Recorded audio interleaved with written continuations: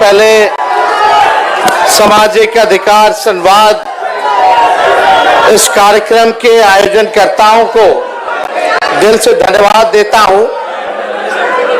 और ये फुलपरास की धरती समाजवादियों का घर रहा है। कर्पूरी ठाकुर जी की कर्म भूमि है और आज कर्पूरी ठाकुर जी के कर्म भूमि पर आदरणीय राहुल गांधी जी आए हैं। मैं आप सब लोगों की तरफ से सबसे पहले इनका स्वागत और अभिनंदन करता हूं। दीपांकर जी, मुकेश साहनी जी, हमारे बड़े भाई वेणुगोपाल जी, मनोज झा जी, संजय यादव जी, राजेश राम जी, सभी मंच पे सम्मानित हमारे नेता पदाधिकारी और दूर दराज से फुलपरास से आए हुए ही नहीं बल्कि पूरे मधुबनी जिला से आए हुए आप सब लोगों का तेजस्वी आप सब लोगों को सलाम प्रणाम आदाब करता है, आप लोगों का स्वागत करता है। देखिए, ज्यादा कुछ कहना नहीं है, पूर्व में वक्ताओं ने सारी बात जो है विस्तार से बता दी है। हमारा यात्रा किस मकसद से चल रहा है वो आप भी जानते हैं। लोहिया जी कहते थे और लालू जी भी कहते हैं उसको, वोट का राज मतलब छोट का राज। और ये भाजपा के लोग, एनडीए के लोग मिल करके आप लोगों का अधिकार ही नहीं बल्कि आप लोगों के अस्तित्व को मिटाना चाहते हैं।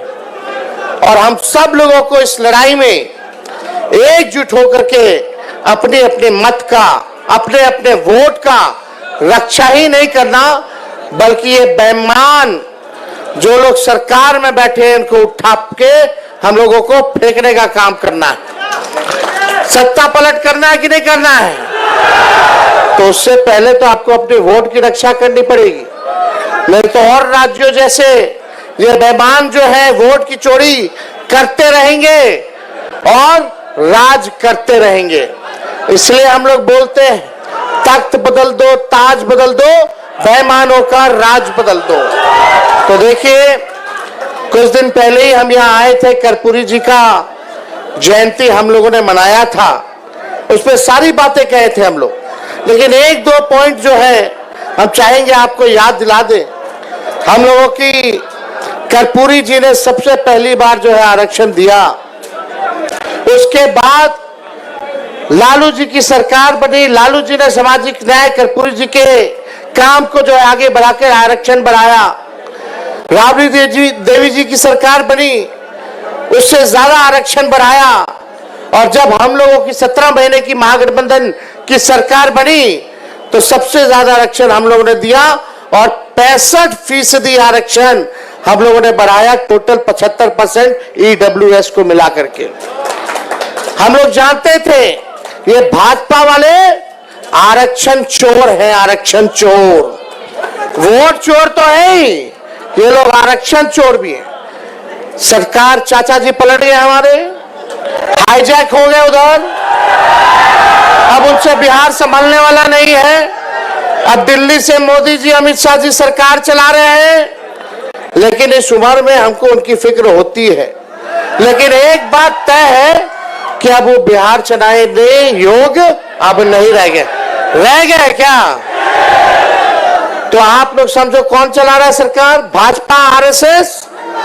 अब आप लोगों को तय करना है कि नेहरू जी, बीपी मंडल जी, कर्पूरी जी, अंबेडकर जी की धारा एक तरफ है और दूसरी धारा गोवलकर और गोडसे की है। आप लोग कौन से धारा को चुनने का काम कीजिएगा?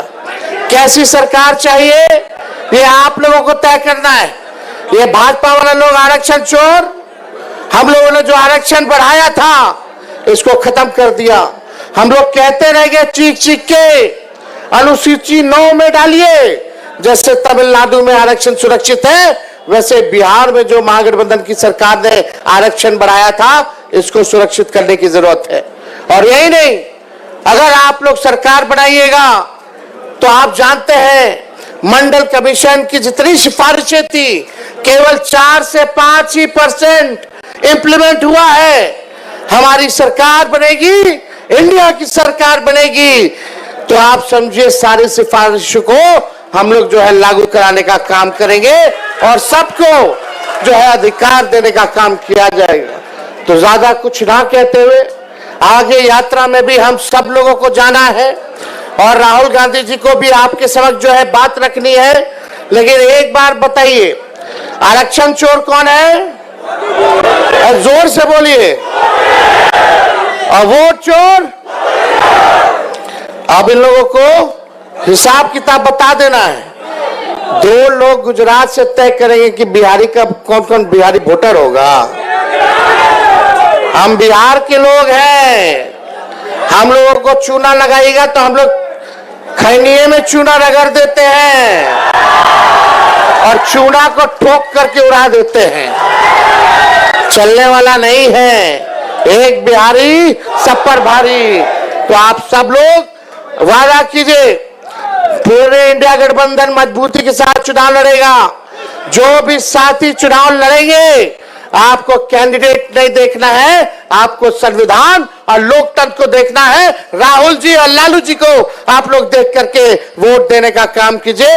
इन्हीं चंद शब्दों के साथ आप सब लोगों को दिल से धन्यवाद, बहुत बहुत धन्यवाद। जय हिंद, जय बिहार।